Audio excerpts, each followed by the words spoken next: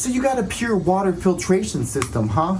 Well, let me tell you, your PUR water filtration system is only as good as your filter, right? So they recommend that you change your filter every 3 months or every 100 gallons. So let me tell you about this NSF certified, right? Now, if you know anything about water filtration, you know you're gonna wanna get an NSF certified filter. That means this is gonna come through and this is gonna do its job, right? So this filter here is the activated carbon and the ion exchange system, right? Now what this is gonna do, it's gonna reduce 99% of lead, chlorine, rust, sediment, you know, all of that bad stuff in your water.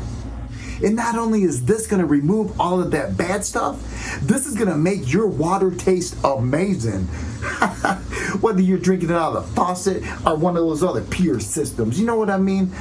So all in all, if you're looking for a new water filter for your PUR water filtration systems, then this is gonna be the route to go right here, right? So PUR is amazing at making water filtration systems, right?